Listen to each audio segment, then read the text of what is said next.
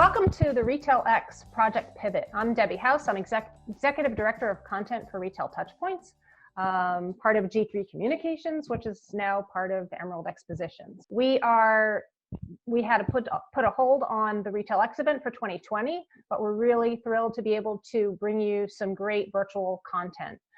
Today I have with me Michael Schultz, who's the co-founder and CEO of Coffee and Tea Bar Holdings. Welcome, Michael. Thanks so much for coming to chat with us today. It's my pleasure. Thank you for having me. All right, terrific.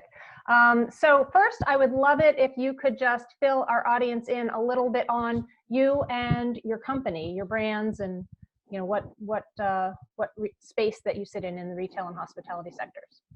Yeah, thank you. So Coffee and Tea Bar Holdings owns a few different organizations, one being Fairgrounds Craft Coffee and Tea, which is a multi-roaster craft coffee and tea concept with locations throughout the country. And then our other company, Infuse Hospitality, which creates and operates best-in-class authentic experiences in retail or buildings or in organizations. Both companies started about 4 years ago. We now service about 16 million square feet in 27 states and a few provinces of Canada. And where are the retail coffee and tea shops located? Yeah, all over the country. So from Chicago to Los Angeles to Wisconsin and Minneapolis, and Infuse being in 27 states, we've got a pretty big footprint around the country. All right, excellent.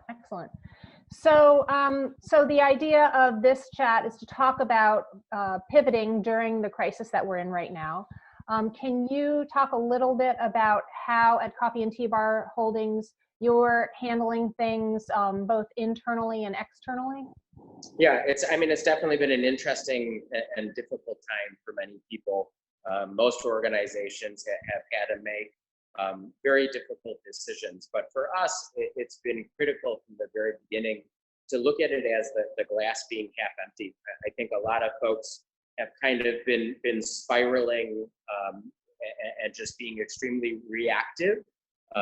We don't take that mindset. We look at everything as a positive and an opportunity. And so for us, after the very difficult decisions were made, it was coming up with a strategic plan of what is this going to look like and what are we supposed to be learning during this time?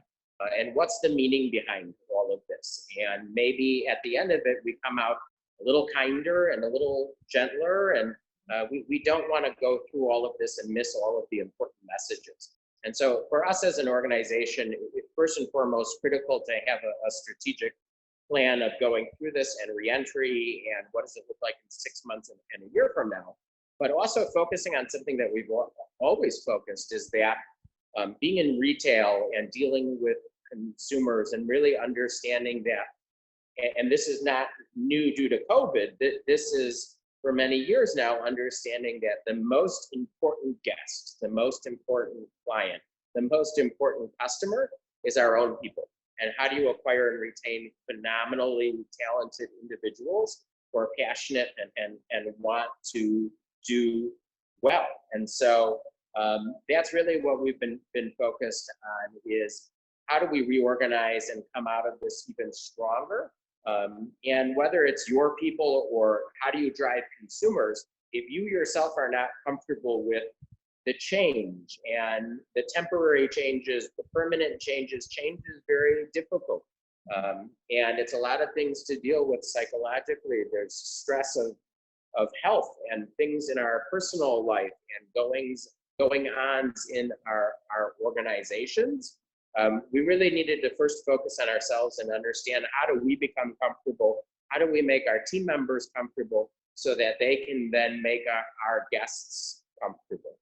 And whether that's in a 2 million square foot building or a 2,000 square foot retail space, it's important to first have a strategic plan and understand that things are always going to change and to have a positive attitude.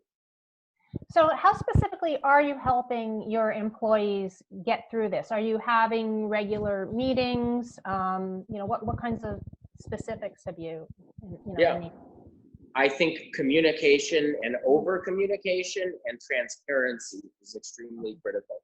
And so as an organization, I was very proactive. I think we were one of the first organizations to take immediate steps and make changes when we saw this coming. And I shared a lot of personal information as the founder and CEO about things that I was struggling with my family, or having young children, or concerns about things in general. And I think showing that vulnerability and being honest and open, and telling everybody that we don't know the answers to everything, but we're in this together, is extremely critical. So over communication, transparency, and willing to share and be honest. These are the struggles. Here's how we've overcome them. And when you're taking action, being willing to share the personal stories and explain why it's happening. And what we found is that creates an even greater appreciation from our team members, to understand that everybody's going through and experiencing something new together. And that as human beings, whether your title is, it really doesn't matter. We're all in this together. And so I think that is critical, especially, I think it's always important, but especially at a time like this, to be completely transparent and open, and include people in the decision making.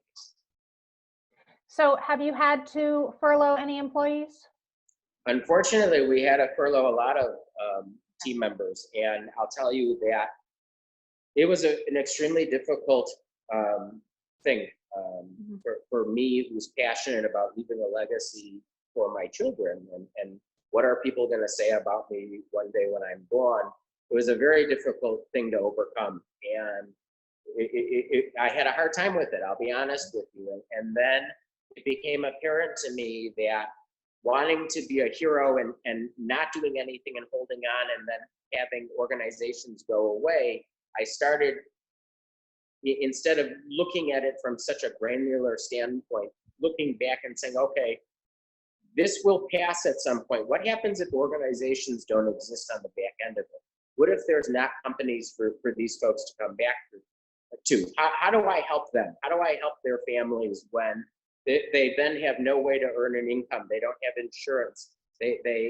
And so while it was an awful and terrible thing to have to do, it was the path and those tough decisions that we made, that we're now in a healthy point, that we're bringing people back, we're resuming activities, and all of our organizations are not only going to survive, but thrive. But that was a very difficult decision, especially in an industry where it's all about people. And I may be the owner of the company, but I have nothing without my people, and I care very deeply about them and their families. It was a tough thing to do. And I'll tell you, what makes me very happy is that every day we're calling people back to work, and they have amazing attitudes, and that they understand that we did what we had to do for them as well. And I think that the reaction is that way because we were transparent and honest about what was going on. Yeah, I mean, it's I can tell that you're a compassionate and caring leader, and I think that all the things that you talked about, have been so important in getting from one place to the other. So you had to do something, but that was very difficult for you. But you're in a different spot, and you're able to start calling people back. And it sounds like they also appreciate the fact that they know that you care. So that's fantastic. Yeah. And I'll tell you, leaders, I think it's times like these that you have the ability to impact how the story is going to be told. When history looks back, those difficult decisions and the nucleus of what's important and the kind of where you come from in making those decisions, history is going to show great leadership coming through this. And when things are great and things are going well, I feel like it's easier to lead. But in times like this, people show their true colors, and it really helps dictate what kind of legacy is